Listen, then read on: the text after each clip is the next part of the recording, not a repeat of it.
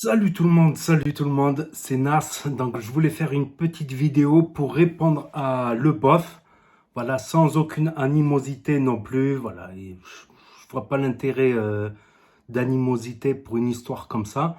Donc je vous explique et je vais vous apporter les preuves aussi.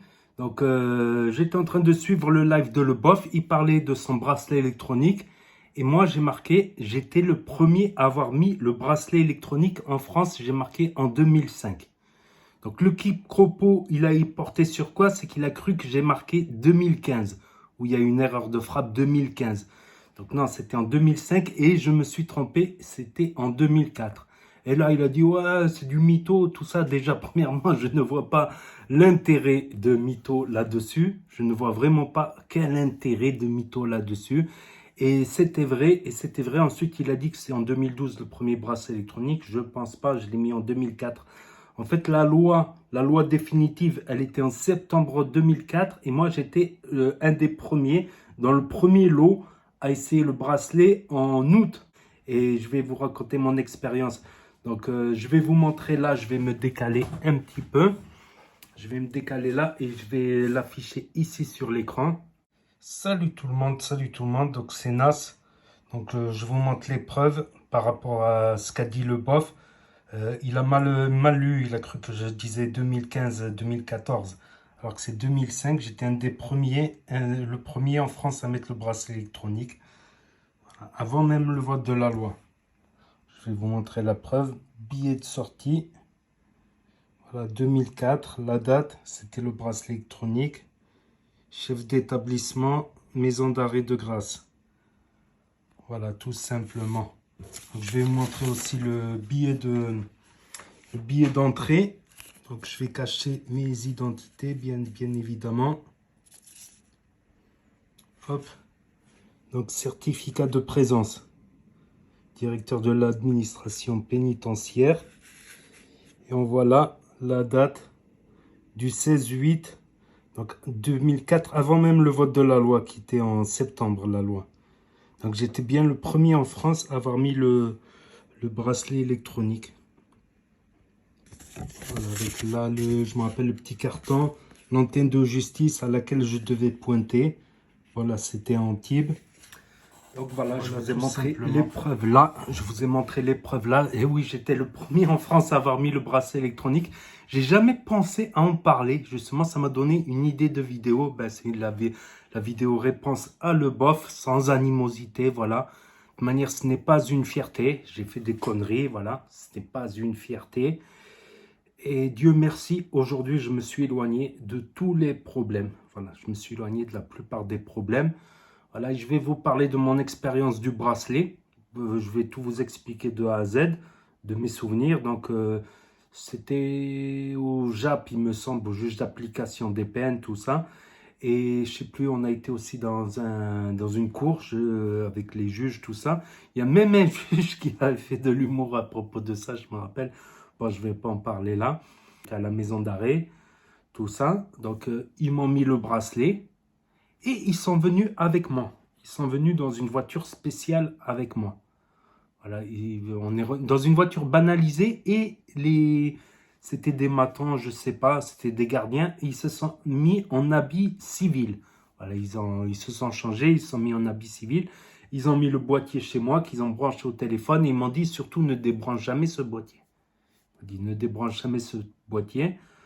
Au départ, je travaillais, mais je me suis fait virer. Normalement, j'avais les horaires de boulot, mais au dernier moment, avec, comment ça s'appelle, la conseillère d'approbation, tout ça, il m'avait mis, je sais plus, 2-3 heures de sortie par jour. 2-3 heures de sortie par jour.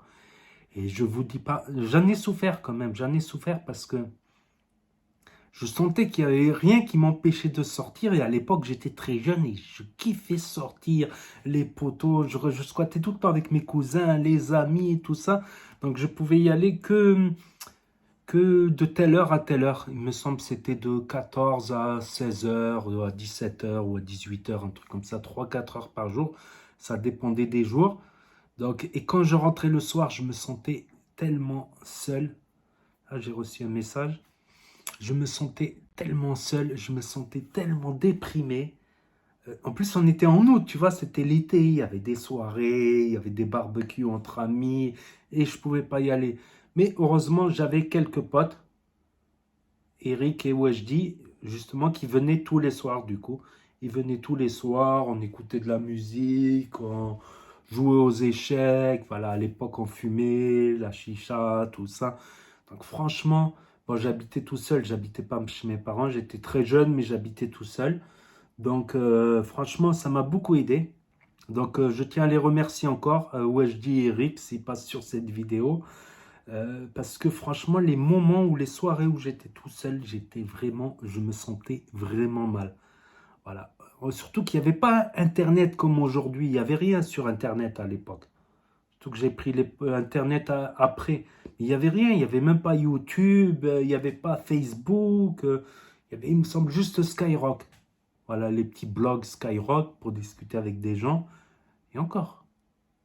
Ouais, je crois qu'il y avait juste MySpace, un truc MySpace, Skyblog, il y avait juste ça. MySpace, on n'en entend plus parler. Mais 4 mois, pour moi, ça a été quand même long. Voilà, c'était surtout la frustration qu'il n'y avait pas de frontières, il n'y avait rien qui m'empêchait de sortir, mais je ne pouvais pas sortir. Tu vois, à l'époque, je sortais des fois en boîte ou des barbecues avec des amis, euh, on squattait, voilà. À peu près, j'ai fait le camp et voilà. Après, je me suis remis à travailler, tout ça. J'ai continué à faire le camp après aussi. Bon, sans agresser les gens, voilà. Sans faire chier personne, tu vois, franchement. J'ai continué, mais je faisais beaucoup, beaucoup plus attention. Je suis quand. Puis un jour, voilà, j'ai eu des remords. J'ai vu que c'est pas sans danger. C'est pas sans danger, donc j'ai même décidé d'arrêter de fumer, tout simplement. Voilà, j'utilise la cigarette électronique maintenant, par exemple. Et je voyais que ça réussissait pas à certains types de gens. Des gens surtout à problème, des gens avec des difficultés. Ça réussissait à d'autres, mais pas à tout le monde. Donc, et aussi, je me suis arrêté parce que aussi, j'avais un travail en sécurité et il y avait des contrôles d'urine. Donc, il y avait des contrôles d'urine. Donc, j'avais jamais fait de contrôle d'urine, donc je voulais pas prendre le risque. J'étais payé à 1005, plus de 1005 par mois, rien foutre à part. Il y a eu en quelques mois que une ou deux histoires et encore. C'est voilà, c'est un grand mot de dire histoire. En sécurité, j'ai travaillé dans les supermarchés, j'ai travaillé plongeur en restauration, à faire les salades, en cuisine. J'ai fait 10 000 boulots différents et j'ai aidé aussi un pote dans une boutique, voilà, où j'ai appris très rapidement à réparer les smartphones, d'abord à changer l'écran. Il y a des tutos sur YouTube, c'est pas sorcier, à changer un écran. Et après, j'ai appris à changer la batterie et tout ça, tout ça. J'ai fait plein de boulots différents, voilà. Après, je me suis lancé sur YouTube, c'est pas ma chaîne principale. Au départ, j'ai Nasvap, j'ai bientôt 20 000 abonnés. Nas Actu, 18 000 abonnés. Nas Réaction, une chaîne qui est démonétisée depuis presque un an. J'arrive toujours pas à la remonétiser. 15 000 abonnés. Chaque fois, je me recevais des avertissements. Donc, je passais de Nas Actu à Nas Réaction, Actu YTB2. Chaque fois, je prenais pas le risque de me faire sauter la chaîne avec les avertissements. Dès que j'avais 2 avertissements, je mettais tout en privé, je passais sur une autre chaîne. Et il y avait des buzz, et ça augmentait, voilà. Voilà, c'était pour vous faire part de mon expérience. Je sais qu'aujourd'hui, si j'avais le bracelet, je souffrirais moins. À l'époque, il n'y avait rien sur Internet. Il n'y avait rien, il n'y avait pas de YouTube, il y avait rien. Et quand tu es jeune, tu as beaucoup envie de sortir, alors que là, quand tu es plus âgé, tu deviens plus casanier, boulot, tu as Internet. Aujourd'hui, je pense que ça serait plus facile d'avoir le bracelet, mais à l'époque, je l'avais très mal pris. Franchement, il y avait des soirs, j'avais le cafard. J'étais content quand mes potes, ils arrivaient. Et mes cousins aussi, ils venaient de temps en temps, mais moins souvent. Ah, mes cousins, ils sont beaucoup dehors, beaucoup dehors. Il y avait quelques potes qui venaient et ça m'a grandement aidé parce que je trouvais que c'était... Voilà, c'est le principe que tu n'as rien qui te bloque. Tu peux sortir par la porte, mais tu as ce bracelet là. Je prenais la douche avec. Et quand je l'ai enlevé aussi, quand je l'ai enlevé, ben, le jour, Voilà. Déjà, chaque semaine, toutes les semaines, j'avais un rendez-vous avec la conseillère d'approbation. C'est comme ça qu'on dit? Ah, je ne l'ai pas appelé encore. C'est comme ça qu'on dit, la conseillère d'approbation. L'antenne de justice.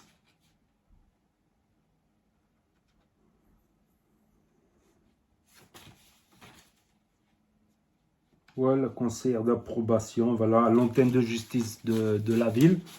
Donc chaque semaine, j'y allais, je vais pointer. Je ne sais plus pourquoi je devais pointer. Je ne sais plus pourquoi. Je ne sais plus à quoi ça servait. Bon, je discutais avec la conseillère, je ne sais plus comment ça s'appelle, d'approbation, tout ça. Et le dernier jour, ben, fallait que je monte à Grasse. Avec, ah, ça m'a fait du bien. J'ai débranché le boîtier électronique du téléphone. Tac. J'ai débranché le boîtier, je l'ai remis dans sa boîte. Je suis parti avec le bracelet. Je suis rentré en maison d'arrêt, j'ai sonné, je suis rentré, tout ça, rendez-vous, tout ça. Ils ont pris un ciseau, ils ont coupé le boîtier électronique et c'était fait. J'étais libéré. J'étais libre, je pouvais sortir le soir. Quand je suis parti voir mes collègues, mes cousins, on squattait à différents endroits. Donc j'avais juste qu'à tourner comme ça, d'endroit en endroit, et je les trouve. S'ils n'étaient pas là, ils étaient là-bas ou là-bas. Oh, ma casquette, elle me sert. J'ai pris la grosse tête, ma casquette, elle me sert maintenant. Donc c'était une expérience, c'est pas si évident. C'est mieux que la prison.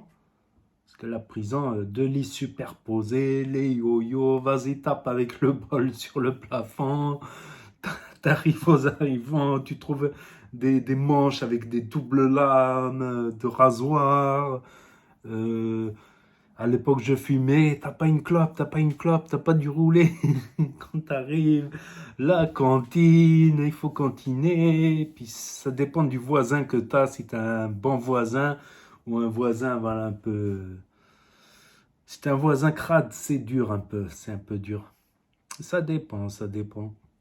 Et tout seul, c'est encore plus dur quand t'as un voisin. Moi, tu peux discuter, tu peux te payer ta propre cantine, ta plaque chauffante, la télé.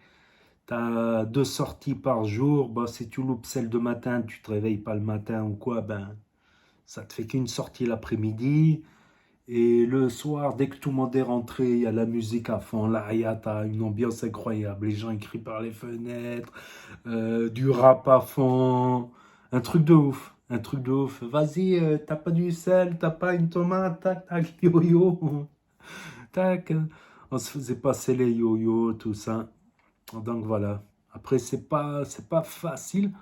C'est encore plus difficile des fois d'être tout seul, isolé.